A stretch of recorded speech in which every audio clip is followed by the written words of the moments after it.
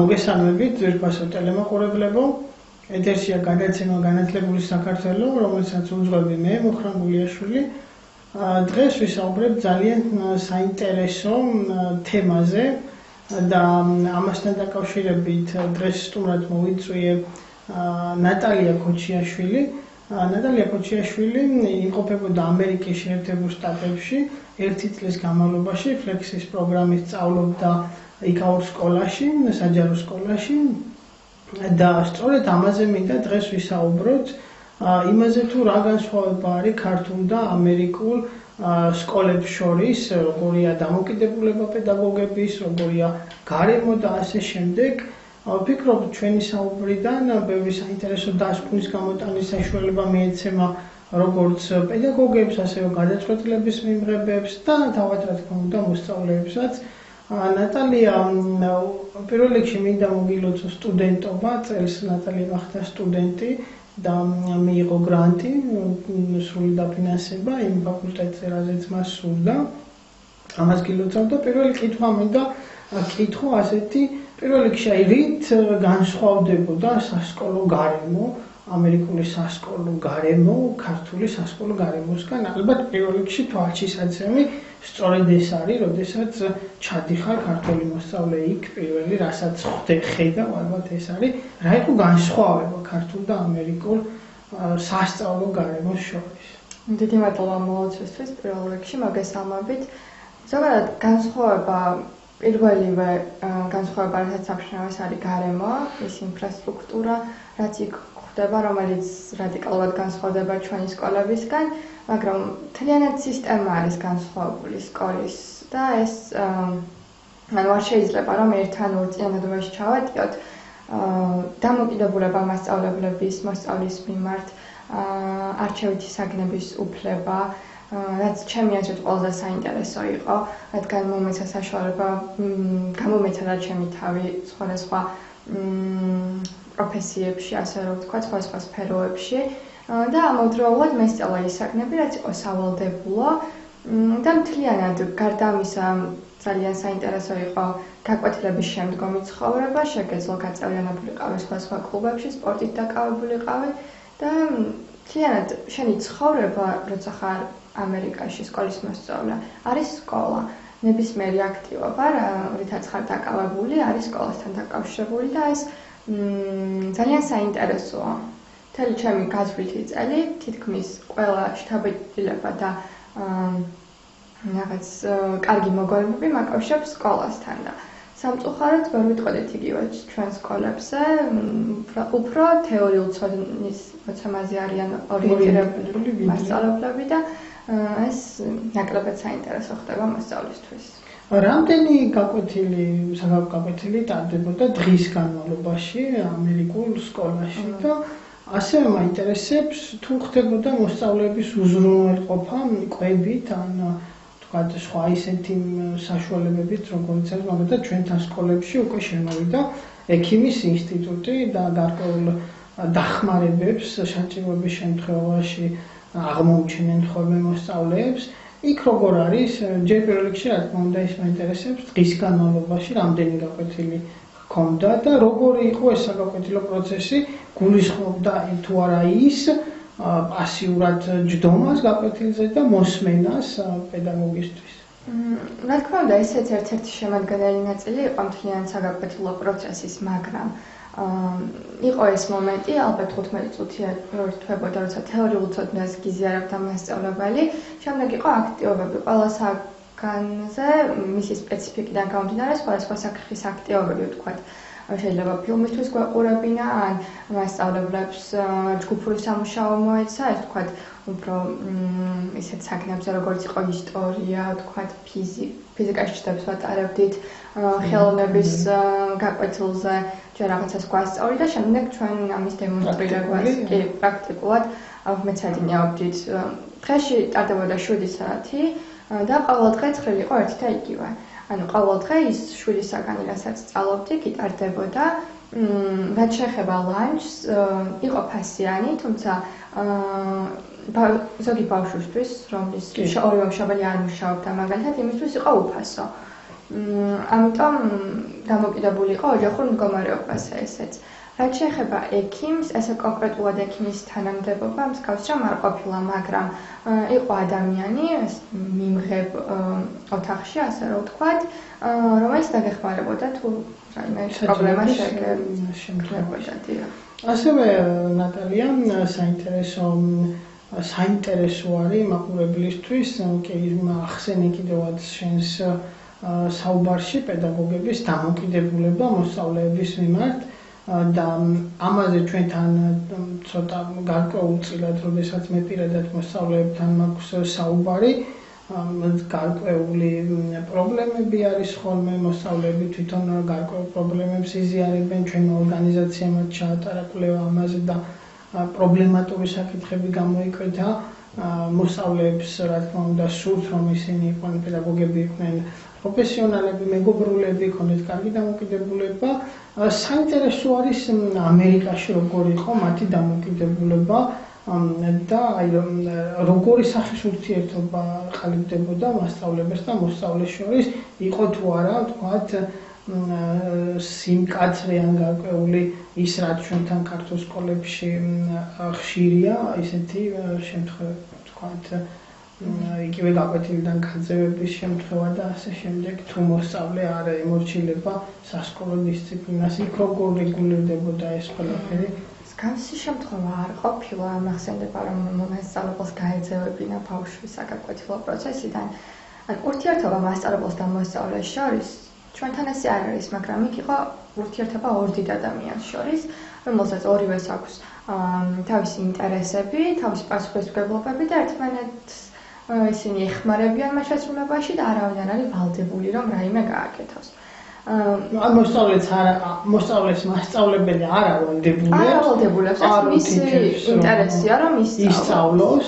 აი მაგალითად დამსჯელობით ღონისძიებას დავარქმევდი, რომ თუ არ გქონდა გარკვეული ნიშანი, დამაკმაყოფილებელი ნიშანი რომელიმე საგანში, თან არ შეგეძლო სპორტით დაკავებულიყავი. ან აი რაღაც ასეთი პრიორიტეტები, ესე რომ ვთქვათ, აღარ გქონდა მათი ქონის უფლება, არ შეგეძლო ვთქვათ რაიმე ღონისძიებაში მონაწილეობის მიღება და ამიტომ ვცდილობდი, რომ ის მინიმუმი მაინც გაგეკეთებინა და კლასი წარმატებით დაგეხურა. საგაკვეთილო პროცესის ჩაშლა მსგავსი რამ ნამდვილად არ ყოფილა. შეიძლება ბავშვს არ აინტერესებდეს გაკვეთილი, ესეთი შემთხვევები იქაც იყო. არიან ადამიანები, რომლებსაც უბრალოდ არ უნდათ სწავლა, ხო? ან არ აინტერესებთ კონკრეტული საგანი, რომელიც სავალდებულოა. ისინი უბრალოდ თავისთვის იჭდნენ და არ უსმენდნენ, მაგრამ სხვას ხელს ნამდვილად არ უშლიდნენ. ასევე საინტერესო ფაქტი ახსენე არჩევითი საგნების შესახებ და ჩვენთან სკოლებში გარკვეული პერიოდის წინ, მაგალითად 2007 წელს თუ არ ვცდები, შემოვიდა ესეთი პრაქტიკა ჩვენთანაც დაინერგა, რომ მე-9 კლასის შემდეგ მოსწავლეებს შეეძლოთ აერჩიათ გარკვეული მიმართულებები. გამომდინარე იქიდან, რომ ალბათ ეს უფრო ფოკუსირებულია იმაზე, რომ მოსწავლეებმა თავიანთი უნარები კარგად იპოვონ, თავიანთი თავი აღმოაჩინონ. იქ როგორ არის ნატალია? რომელი კლასის შემდეგ არის შესაძლებელი, რომ ბავშვმა აირჩიოს გარკვეული საგნები და მიხვდეს იმ მიმართულებას, რაც მას აინტერესებს, ეს არის მე-9 კლასის ზემოთ თუ აი რომელი კლასი? უმაღლესი საშუალო სკოლა, რომელიც იწყება მე-9 კლასიდან, მე-9 კლასში უკვე გაქვს უფლება, რომ აირჩიო შენთვის საინტერესო საგანი. და რაც უფრო იზრდება ამ არჩევითი საგნების რაოდენობაც, ანუ თქვათ მე-12 კლასში ჰქონდათ 4 ან 5 არჩევითი საგნის უფლება, მანამდე 1 ან 2, ანუ იმის მიხედვით, რომ შენ იზრდები და უფრო მნიშვნელოვანია, რომ აღმოაჩინო ის პროფესია, რასაც გინდა რომ შემდეგ გაჰყვა, იზრდება იმ როგორი საგნები იყო? მაგალითად ხელოვნება, ბენდი იყო, მუსიკის, ასევე ჩვეულებრივი ითვლებოდა ჩვეულებრივი კლასი, სადაც უნდა მიიღო შეფასება იმისთვის, რომ ანუ ჩვეულებრივად როგორც ვთქვათ, ჩვენთან არის ნებისმიერი საგანი. კი. ასე რომ ძალიან დამეხმარა მე პირადად, იმიტომ რომ ავირჩიე თავიდან ძალიან ბევრი საგანი, ძალიან ბევრი კლასი მოვიარე, იმიტომ რომ არ ვიცოდი რა იყო ჩემთვის საინტერესო და თან ეს ყველაფერი იყო სიახლე ჩემთვის. 1 კვირის განმავლობაში გააქვს იმის უფლება, რომ შეცვალო. დაესწრო და გაიგო რა არის. მით უმეტეს, როგორც გასვლით სტუდენტს მომცეს ამის უფლება და ყველასთვის არის ძალიან საინტერესო. ანუ ეს არ არის ის, რომ რაღაცა დაგაძალონ, ან არ გინდოდეს და ისე ისწავლოს. ეს საინტერესო პროცესია კი. თვლი რომ ჩვენთანაც უნდა იყოს, მაგრამ იმისთვის რომ ეს დაინერგოს, აუცილებლად უნდა იყოს ძალიან მოწესრიგებული, კარგად გააზრებული და შექმნილი სისტემა. შეიძლება რომ ესე უბრალოდ მოდი რაღაც საგანი აირჩიე და ვნახოთ ეს სისტემა გამართლებს თუ არა. ესე რა თქმა უნდა რომ არ გამოვა.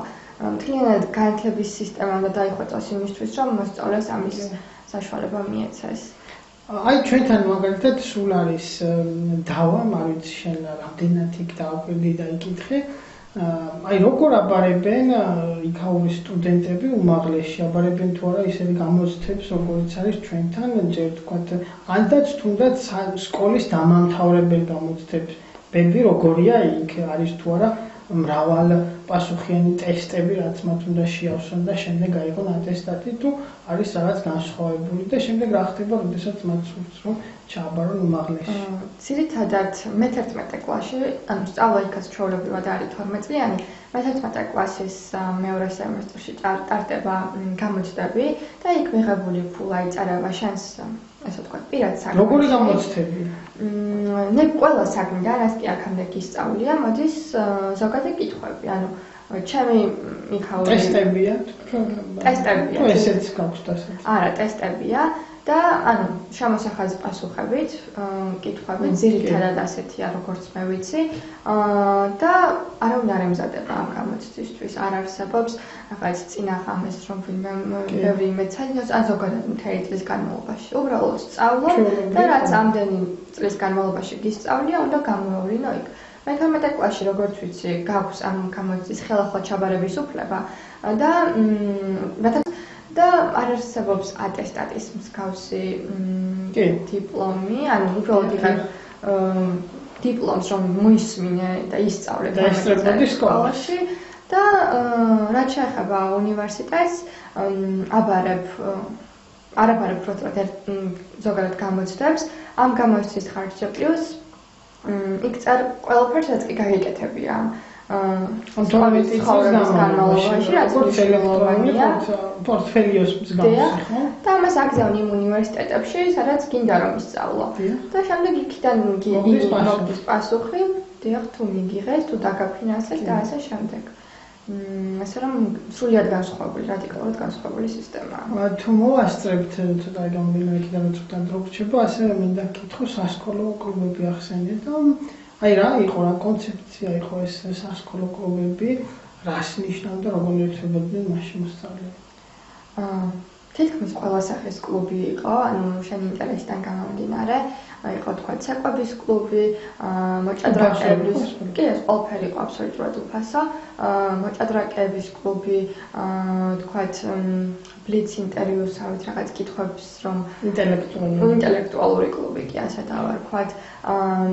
მე ვიყავი, ესე არ თქვა, multicultural club, ანუ სხვადასხვა კულტურების წარმომადგენლები და არა მარტო, რა თქმა უნდა, ამერიკელებიც იყვნენ იქ და ვაკეთებდით რაღაც პროექტებს, რაღაც საერთაშორისო საღამოებს და მთლიანად ანუ ძალიან საინტერესო იყო, ჩვენ თო გეგმავდით რაღაც ღონისძიებებს, ვატარებდით რაღაც საპრიზო საღამოებს, ასე რომ ვთქვათ და ანუ ძალიან ჩართული ხარ ამ ყველაფერში, ბევრ რაღაცას სწავლობ და ძალიან საინტერესოა. კარგი იქნებოდა ჩვენთანაც რომ მიხდეს მსგავსი რამ. ნატალია, მინდა ძალიან დიდი მადლობა გითხრა ესეთი საინტერესო საუბრისთვის, გამომდინარე იქიდან რომ ჩვენი დრო დასრულდა, უნდა დავასრულოთ და შეიძლება და ძალიან კიდევ დიდხანს გაგვიგრძელებინა ესეთი საინტერესო საუბარი. ნატალიას შევეცდები რომ კიდევ მოვიწვიო სხვა თემატიკასთან დაკავშირებით ჩვენთან.